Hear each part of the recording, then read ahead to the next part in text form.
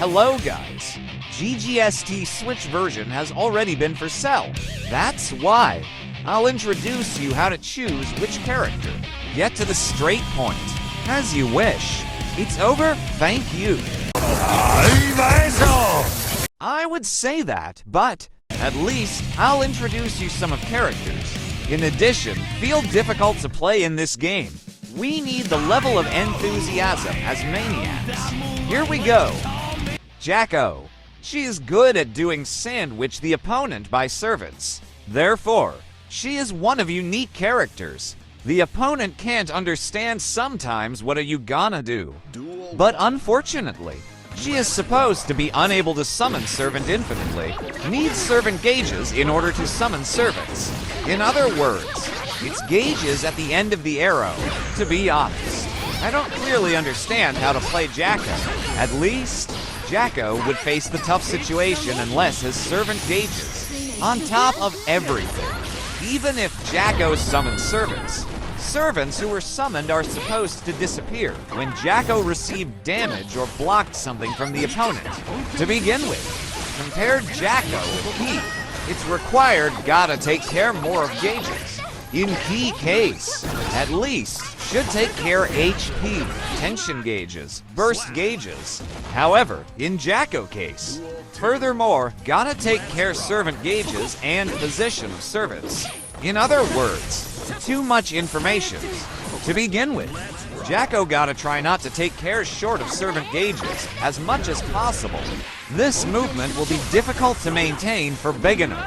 Therefore, Jacko is usability stars 1 in GGST. Well, I think their reputation isn't wrong totally. By the way, Jacko is supposed to be unable to expand combo damage unless has already summoned servants. Next, Zato. Speaking of Zato, aggressive attacking. So, as far as it gauges, I mean, if Zato receives something damage while summoning Itty, Itty doesn't only disappears, but also Itty gauges is supposed to be short out. On top of everything, it'd be the same things if received yellow ramen cancel. Not only that, Zato is supposed to take much time to recover Itty gauges, in contrast to Jacko's servant gauges. Itty gauges is supposed to recover extremely slowly. Zato is basically supposed to face the tough situation unless has Itty gauges, cause Zato is supposed to be based on the concept of attacking with Itty. Therefore, when Itty gauges was completely short of, Zato is supposed to be weak extremely. Nevertheless, fortunately, Zato can buy his time, floating or executor. Zato is supposed to be able to float in the air for a while compared to the other characters.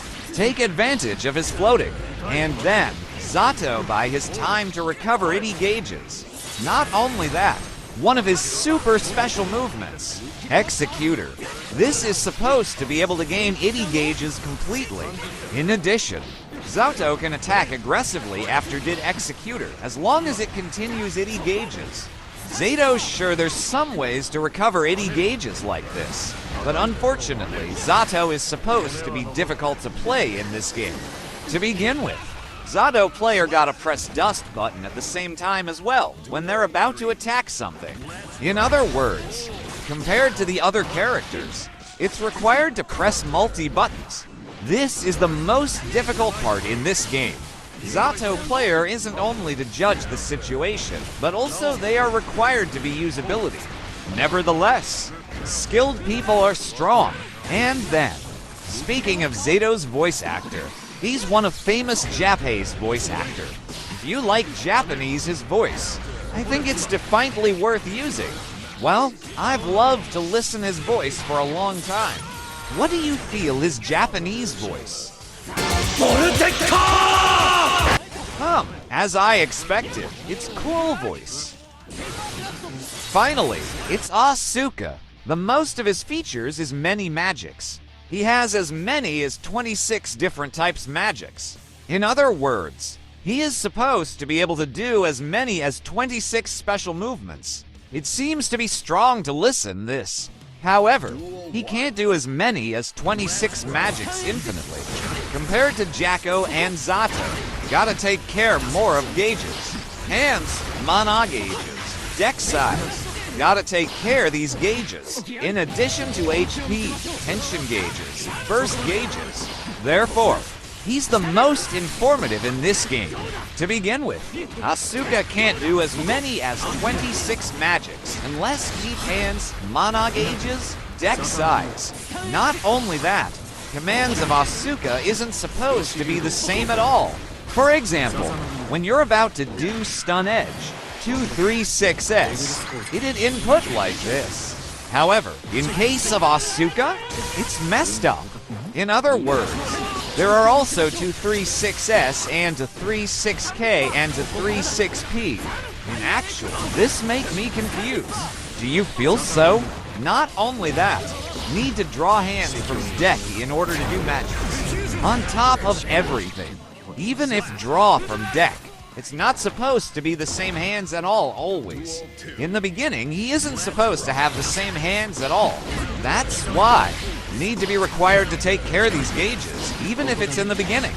Needless to say, compared to the other characters, such things are not required at all. Nevertheless, Asuka isn't supposed to be weak at all totally. Especially his super special movements are supposed to be strong. Sub-micron, he can get back on track when want to draw something magics or gain mana gauges. Full order, he can have favorite hands when he's in safe situation. These super special movements are supposed to be simply strong. Nevertheless, Asuka player need to take care his all gauges always. Therefore, there seems the following in matches. Magic struck out surprisingly. How do you think it was? In actual, there's many characters in this game. At the same time, they have tremendous charm. Therefore, you had better choose your like character, as you wish. Al Lord Sadler Todopoderoso.